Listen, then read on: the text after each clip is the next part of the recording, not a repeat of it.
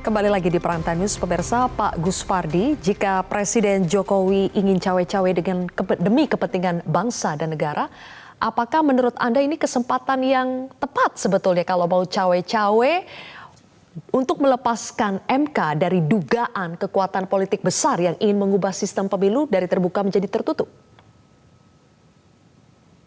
Berkaitan terhadap cawe-cawe Bapak Presiden, tentu kita berharap beliau tidak melakukan cawe-cawe terhadap keputusan. Sebab bagaimanapun kita berharap MK ini adalah Mahkamah Konstitusi yang dihormati, yang punya integritas, kapabilitas, dan berintegritas. Oleh karena itu kita berharap bahwa apa yang didengungkan oleh masyarakat pada dewasa ini, bahwa sorotan masyarakat tertuju kepada Mahkamah Konstitusi pada hari ini dengan apa yang disampaikan oleh Denny Indrayana. Oleh karena itu tentu Mahkamah Konstitusi kita harapkan sangat bijak, sangat arif dalam menyikapi ini. Karena seluruh elemen masyarakat, partai politik, 8 dari 9 partai politik yang ada di parlemen. Kemudian juga caleg-caleg sebagai orang yang ikut berpesta demokrasi. Silakan tanya kepada partai manapun, pasti mereka berharap untuk bagaimana pemilu 2024 itu Mahkamah Konstitusi memutuskan sistem profesional terbuka. Begitu juga kepada pemilih. Coba bayangkan kalau seandainya sistem tertutup yang diterapkan oleh Mahkamah Konstitusi, apa daya daripada daulat rakyat? Apakah Mahkamah Konstitusi rela dan berani mau mengorbankan hati nurani rakyat itu sendiri? Saya pastikan seluruh rakyat menghendaki orang yang akan jadi calon legislatif yang duduk di Senayan itu ataupun di provinsi, kabupaten, kota adalah orang yang dipilihnya, bukan orang yang ditentukan oleh partai politik. Bukanlah berarti bahwa persoalan kewenangan dari partai politik tidak ada. Kewenangan partai politik ada. Partai-partai politik adalah menentukan orang-orang yang punya kapasitas, orang-orang yang layak, orang-orang yang patut menjadi calon anggota legislatif. Disitulah letak daripada tugas fungsi wewenang daripada partai politik itu. Jangan dibalik-balik bahwa ini adalah pesta demokrasi, yang ikut pesta demokrasi itu adalah partai politik. Betul bahwa peserta pemilu itu partai politik. Tanpa adanya partisipasi masyarakat bagaimana? Tanpa adanya calon legislatif itu bagaimana? Oleh karena itu saya meyakinkan bahwa seluruh elemen masyarakat menghendaki bahwa sistem yang diharapkan pada pemilu baik 2024, 2029 dan seterusnya adalah sistem proporsional terbuka. Oleh karena itu, ini adalah bahagian juga daripada buah daripada reformasi. Jangan kita mengembalikan sistem yang diterapkan pada masa Orde Baru yang sudah kita tinggalkan lalu dipilih kembali. Oleh karena itu tentu orang akan bertanya, dan kita harapkan para Mahkamah Konstitusi yang kita muliakan ini tentu mendengar suara hati rakyat, suara partai politik sebagai peserta pemilu, dan juga suara daripada para caleg yang ikut dari Sabang sampai Merauke. Tentu ini kita harapkan beliau sangat arif, bijaksana, dan tidak mereka mau diintervensi oleh siapapun. Karena supaya tidak diintervensi oleh siapapun, supaya tidak dibayang-bayangi kekuatan politik besar, dan supaya sistem pemilu kita tetap sistem pemilu terbuka.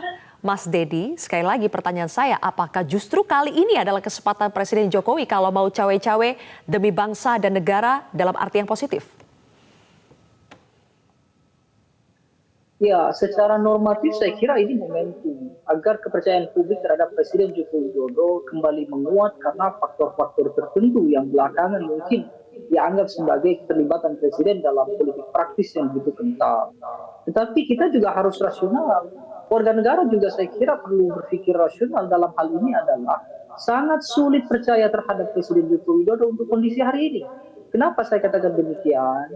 Kalau Presiden punya etikat intervensi cawe-cawe terhadap kepentingan bangsa dan negara, seharusnya sudah dia lakukan sejak lama. Presiden sendiri yang menyatakan misalnya dalam awal-awal pemerintahan akan menjadi panglima pemberantasan korupsi misalnya. Tetapi hasilnya adalah undang-undang KPK baru yang kemudian melemahkan KPK sampai sekarang kemudian menghasilkan perpanjangan masa jabatan di KPK. Itu satu.